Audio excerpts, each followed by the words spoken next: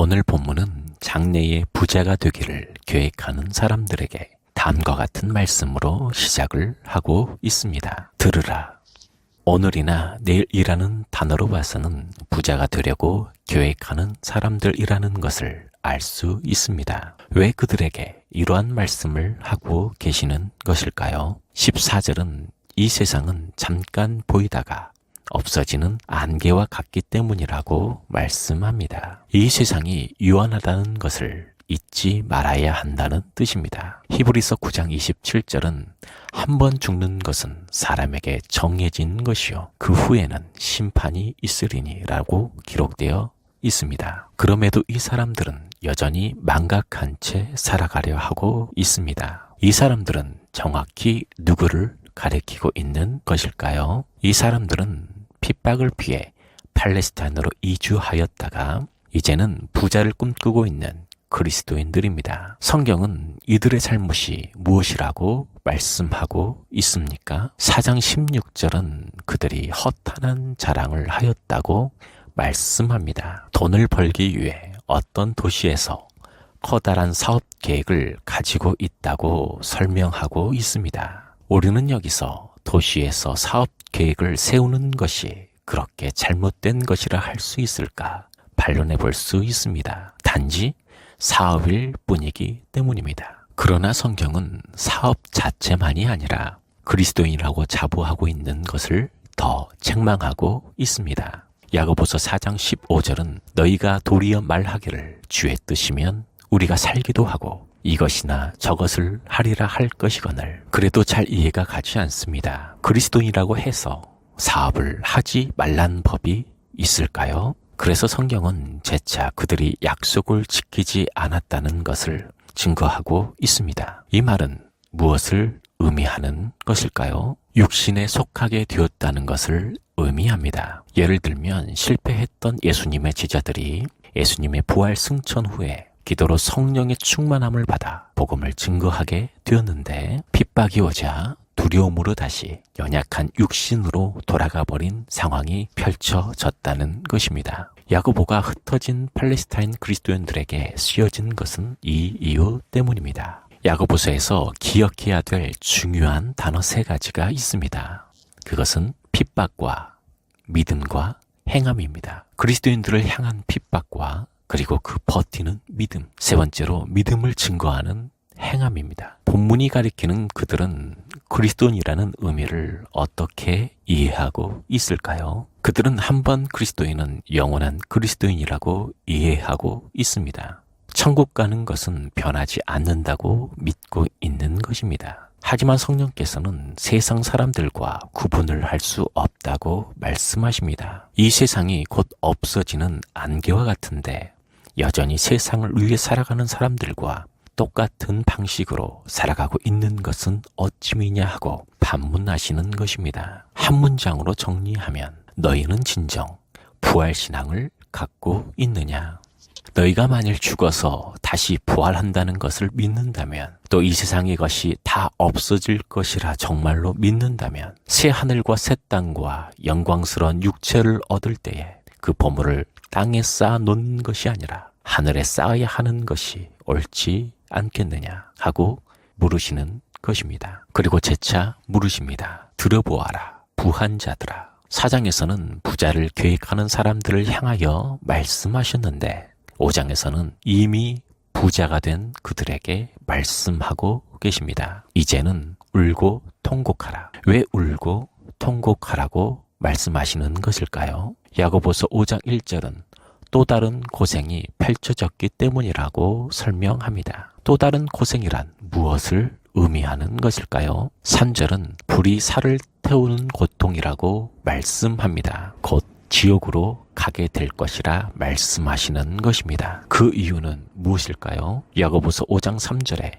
말세에 재물을 쌓았기 때문이라고 말씀합니다. 이처럼 야고보서는 말세에 대한 교훈을 들으라의 패턴으로 말씀하고 있습니다. 이 패턴은 우리에게 익숙합니다.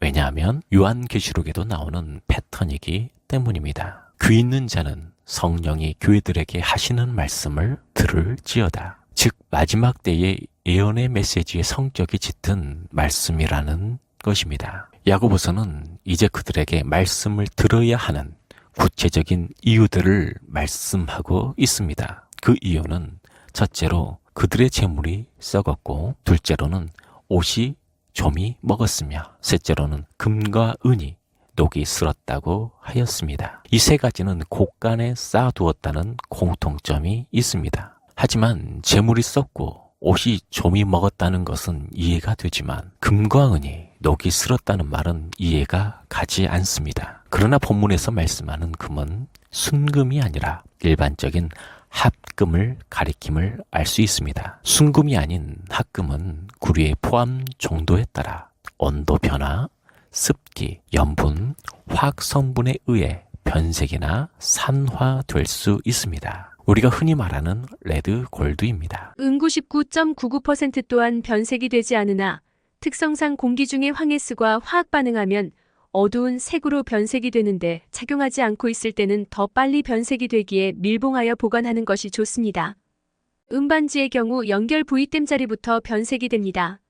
이러한 금에 대하여 성경은 종종 말씀하는데, 일반적인 금을 재련하여 정금으로 바꾸라는 교훈을 하고 있습니다. 욥도 마찬가지로 나의 길을 오직 그가 아시나니 나를 단련하신 후에 내가 정금같이 나오리라는 고백을 하였습니다. 이 말씀은 우리 모든 성도들은 단련되기 전에 합금과 같다는 것입니다.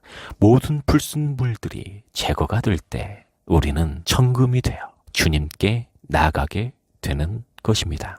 만일 사람이 정금같이 단련되었다면 재물을 땅에 쌓아두려는 어리석은 행동은 애초에 하지 않았을 것이라는 의미도 포함되어 있습니다. 왜냐하면 순전한 믿음이기 때문입니다. 피하지 않고 환난으로 인한 고난당함을 선택하는 것이 그들에게는 더 유익이었을 것입니다. 그러나 세속화되었다면 그 결심이 바뀌기는 힘들 것입니다. 마가복음 10장 25절에는 낙타가 바늘 귀로 나가는 것이 부자가 하나님의 나라에 들어가는 것보다 쉬우니라 하시니라고 기록되어 있습니다. 이러한 재판의 증거는 불법의 목록으로 구체화됩니다. 본문에서는 그 불법 리스트 3가지를 말씀하고 있습니다. 첫 번째로는 추수한 품꾼에게 품삯을 주지 아니한 죄, 두 번째는 사취한 죄, 세 번째는 방종한 죄입니다. 이 말씀으로 봐서는 약탈하는 죄나 사취하는 죄나 방종하는 죄나 별 차이가 없다는 것을 우리에게 알려주고 있습니다.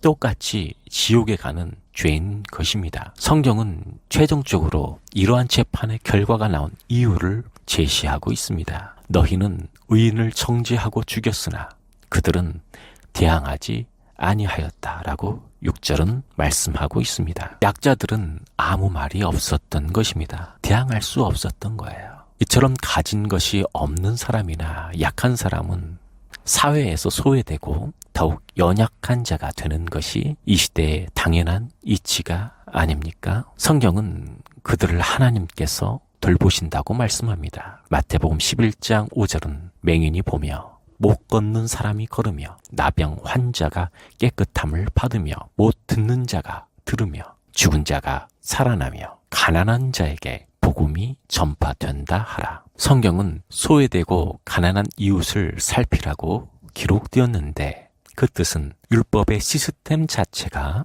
그들이 보호받게끔 설계되어 있다는 것을 알려주고 있습니다. 따라서 그리스도인들이 하나님을 사랑하게 되면 그들은 하나님의 법 아래서 보호받게 되는 것입니다. 그러나 본문처럼 율법을 정죄하는 용도로 사용한다면 그에 대한 엄격한 심판이 있게 되는 것입니다. 야고보서 2장 13절은 궁율을 행하지 아니하는 자에게는 궁율 없는 심판이 있으리라. 궁율은 심판을 이기고 자랑하느니라 라고 기록되어 있습니다. 결론적으로 성경은 그들에게 자비란 없을 것이라고 말씀합니다. 구원과 은혜를 이미 그들에게 주었고 재능도 필요한 것들도 다 주었는데 그들은 하나님의 은혜와 사랑은 잊어버리고 완벽한 세상 사람들의 모습으로 돌아가 버린 것입니다. 여러분, 천국은 모든 것이 순종으로 연결되어 있습니다. 주님께서 우리에게 말씀을 들으라고 하실 때는 우리에게 구체적인 믿음의 행동을 요구하시는 것입니다. 왜냐하면 그동안 걸어왔던 악한 길을 버리고 주님을 따라가야 하기 때문입니다. 즉, 말씀을 들으라고 하는 것은 듣고 잊어버리는 것이 아니라 말씀을 있는 그대로 따르라는 의미로 주시는 말씀인 것입니다. 여러분은 말씀을 듣고 계십니까?